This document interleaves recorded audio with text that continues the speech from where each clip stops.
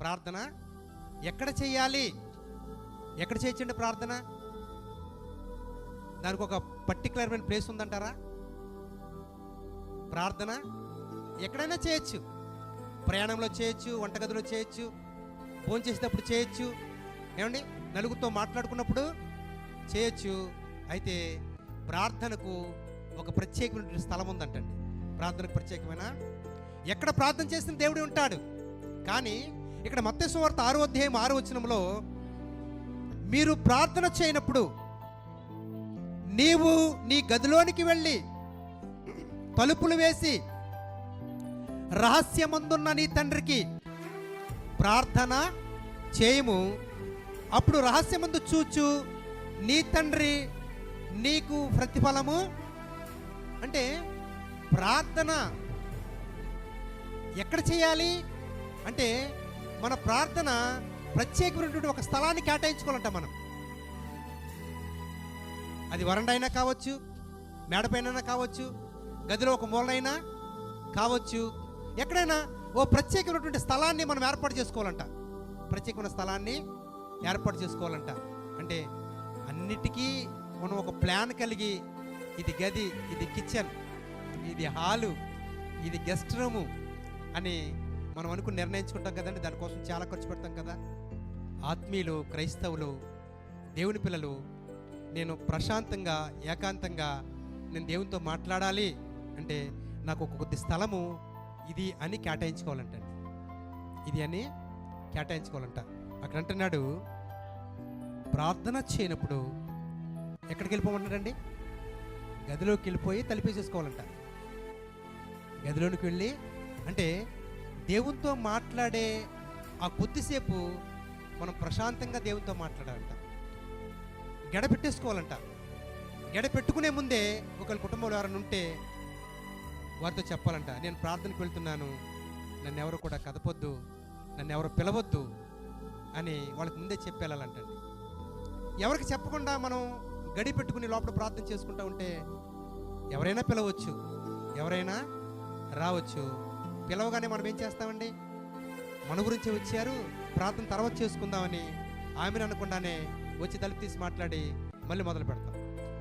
మళ్ళీ కనుక ప్రార్థించుకోవడానికి మనకి ప్రత్యేకమైనటువంటి ఒక స్థలాన్ని మనం కేటాయించుకోవాలంటే, లేదు ప్రత్యేకమైన స్థలం లేదు, మనకు ఒక గదే ఉంది అనుకుందాం. ఆ గదిలోనికి వెళ్ళి మనము తలుపు వేసుకుని మనకి ఇబ్బంది లేకుండా, ఇతరికి ఇబ్బంది లేకుండా ప్రార్థన చేసుకుంటూ రహస్యమందు చూచే దేవునికే ప్రార్థన చేయాలంట. ఒక మాటలో చెప్పాలంటే మన ప్రార్థన కూడా రహస్యంగా ఉండాలంట. మన ప్రార్థన కూడా రహస్యంగా ఉండాలంట. రహస్యమందు చూచు నీ తండ్రి నీకు ప్రతిఫలం ఇచ్చును అంటున్నాడు. అంటే ప్రార్థన కూడా ఎలా ఉండాలండి? రహస్యంగా ఉండాలి. చాలామంది తల్లిదండ్రులు పిల్లల్ని, లేక పిల్లల తల్లిదండ్రుల్ని ఒక్కొక్క మాట మాట్లాడుతూ ఉంటారు. ఎలాగంటే, నువ్వు ఎప్పుడు ప్రార్థన చేసుకోవడం నేను చూడలేదు, నువ్వు ప్రార్థన చేసుకోవా, అసలు బైబిల్ చదువుకోవా అని అంటూ ఉంటారు. అంటే మనుషులు కనబడితేనే ప్రార్థన చేసుకున్నట్ట, అన్నదమ్ములు అక్క చెల్లెలు చూస్తేనే, తల్లిదండ్రులు చూస్తేనే ప్రార్థన చేసుకున్నట్ట, బైబిల్ చదువుకున్నట్ట.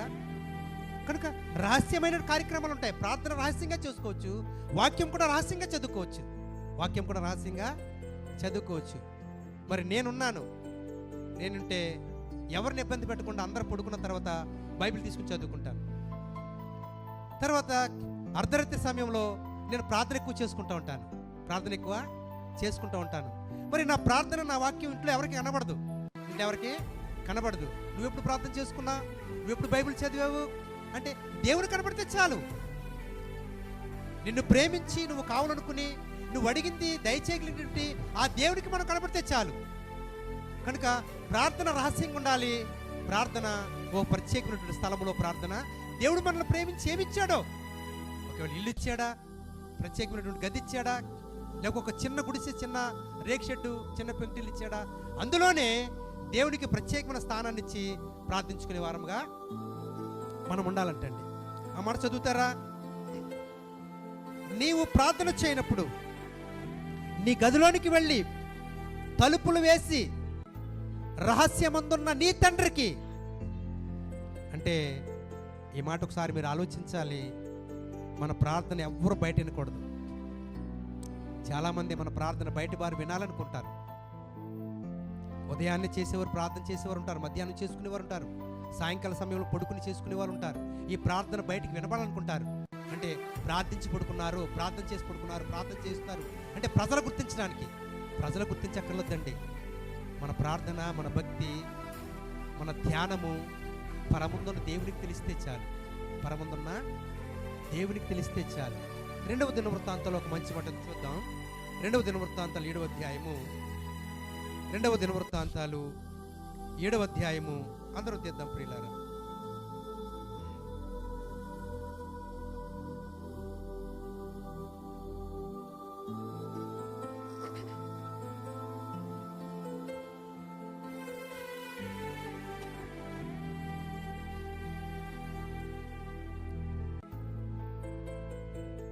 పద్నాలుగో వచనమండి. నా పేరు పెట్టబడిన నా జనులు తమ్మును తాము తగ్గించుకొని ప్రార్థన చేసి నన్ను వెతికి తమ చెడు మార్గములను విడిచినట్ల ఆకాశం నుండి నేను వారి ప్రార్థనను విని వారి పాపమును క్షమించి వారి దేశమును స్వస్థపరచుదును. ప్రార్థన ఎలా చేయాలంటండి? ఒక గదిలో ప్రత్యేకంగా చేయాలంటండి.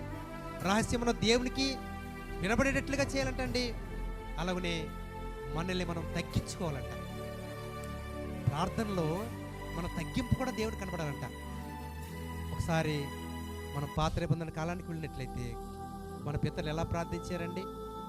అబ్రహాము, నేను దుమ్ముని ధూళిని తెగించి మీతో ఈ ఒక్కసారే మాట్లాడుతున్నాను నాయన అని ప్రార్థించారు. ఆయన యాకోబు గారు ప్రార్థన చేస్తున్నప్పుడు, నేను నరుడని కాదు, పురుగు లాంటి వాడిని, నేను పురుగు వంటి వాడిని అని నిజంగా ఎంత తగ్గించుకున్నాడు ఆయన.